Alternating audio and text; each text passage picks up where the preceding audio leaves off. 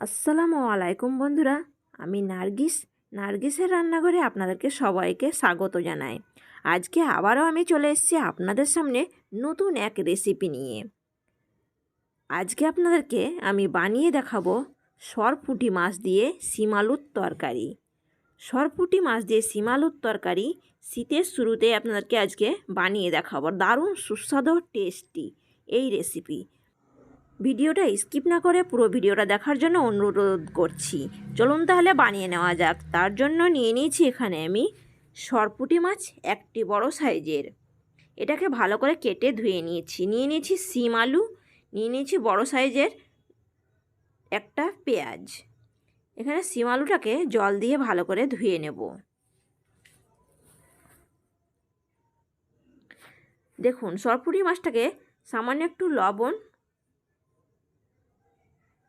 দিয়ে দেবো, একটু হলুদ দিয়ে ভালো করে মাখিয়ে নেব।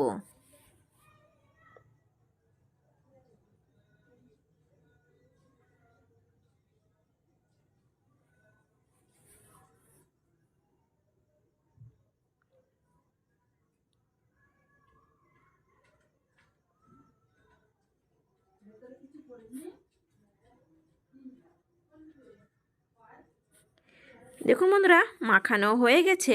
এবার আমি মাছটাকে ভেজে নেব। তার জন্য নিয়ে নিয়েছি কড়াইয়ে তেল দিয়ে দেব।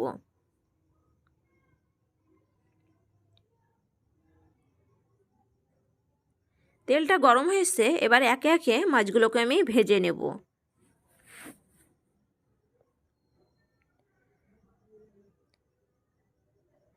আপনারা দেখছেন নার্গিসের রান্নাঘর।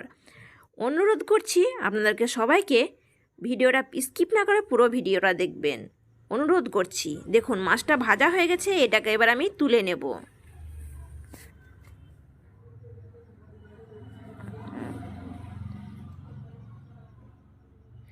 আবারও ঠিক একই রকম করে আরও মাছগুলোকে ভেজে নেব।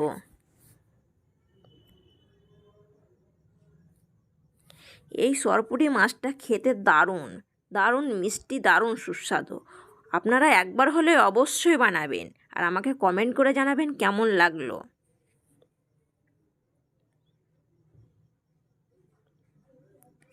আবার একটু উল্টে পাল্টে ঠিক একই রকম করে লাল করে ভেজে নেব।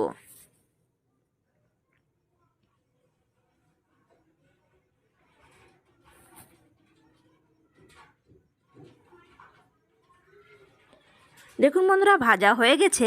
এবার আমি একে একে মাছগুলোকে তুলে নেব।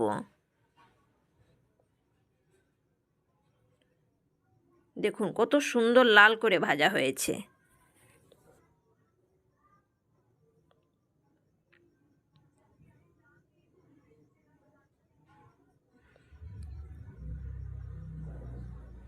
এবার এই তেলেই দিয়ে দেব কেটে রাখা পেঁয়াজ।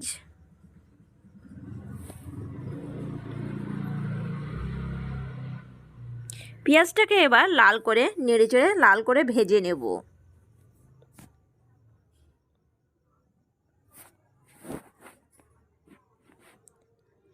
শিমের তরকারি তো অনেকবার অনেক রকমভাবে খেয়েছেন।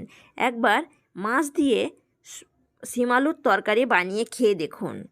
একবার খেলে ভুলতে পারবেন না, বারবার খেতে ইচ্ছে করবে। দেখুন বন্ধুরা, পেঁয়াজটা লাল হয়ে গেছে। এবার আমি দিয়ে দেব হাফ চামচ রসুনের পেস্ট। মাছের তরকারিতে একটু রসুনের পেস্ট দিলে স্বাদটা দারুণ লাগে।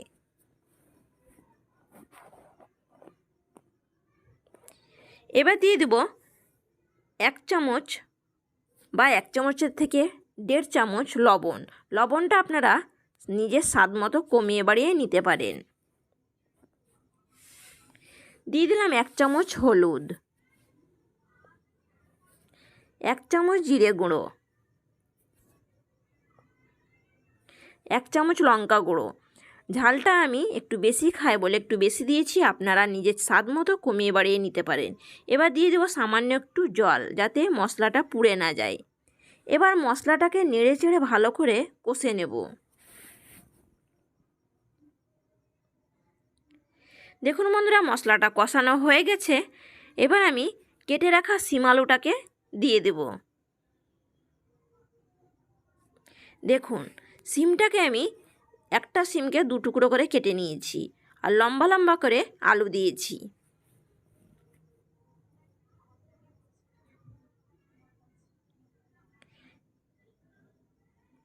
এবার সিম আলুটাকে হালকা আঁচে নেড়ে চেড়ে ভালো করে কষে নেব।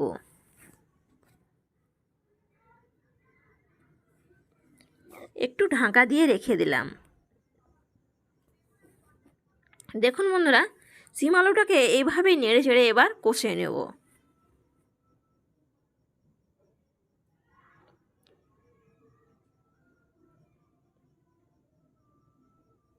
দেখুন বন্ধুরা, সিম আলুটা কষানো হয়ে গেছে। এবার আমি জল দিয়ে দেব।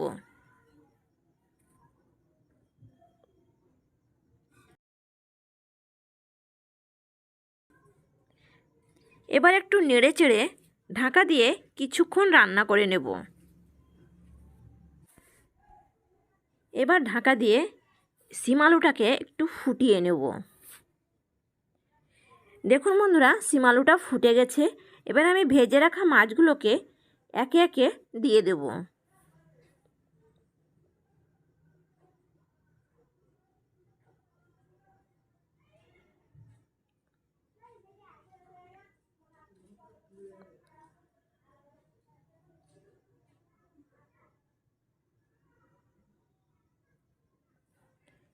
দেখুন মাছগুলো দিয়ে একটু নেড়ে চেড়ে দিলাম। আবারও এবার আমি ঢাকা দিয়ে রেখে দেব।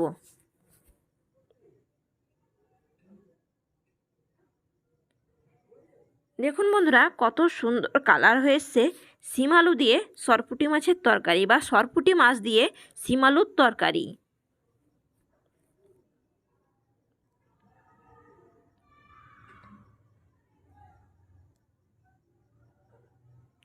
এইভাবে এই সিমের তরকারিটা বানালে দারুণ লাগে। একবার হলেও আপনারা বানিয়ে অবশ্যই দেখবেন আর আমাকে কমেন্ট করে জানাবেন কেমন লাগলো।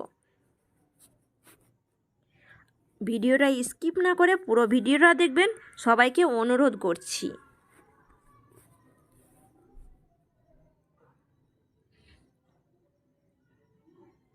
দেখুন বন্ধুরা, আলুটাও গলে গেছে আর কালারটাও সুন্দর হয়ে এসছে। একটু নেড়ে চেড়ে দেবো যাতে তলায় লেগে না যায়।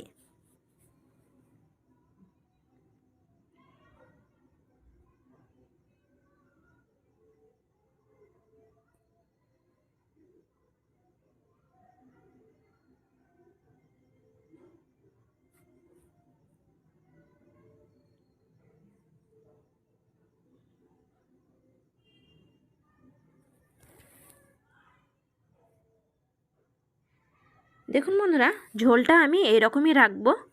রান্নাটা মোটামুটি আমার হয়ে এসছে। দেখুন কালারটাও দারুণ হয়েছে, তরকারি রান্নাটাও দেখুন কত সুন্দর হয়েছে। সিমগুলোও দেখুন গলে গেছে।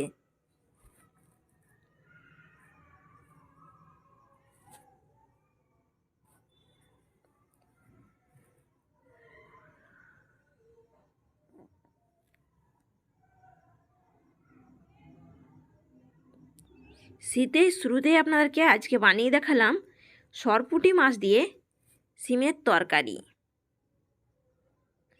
ঝাল ঝাল মশলা মশলা সিমের তরকারি।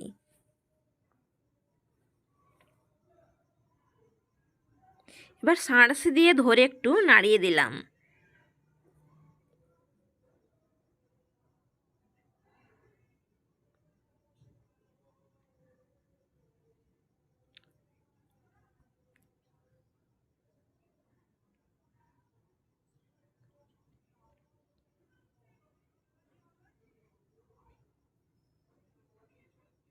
দেখুন বন্ধুরা, রান্নাটা হয়ে গেছে।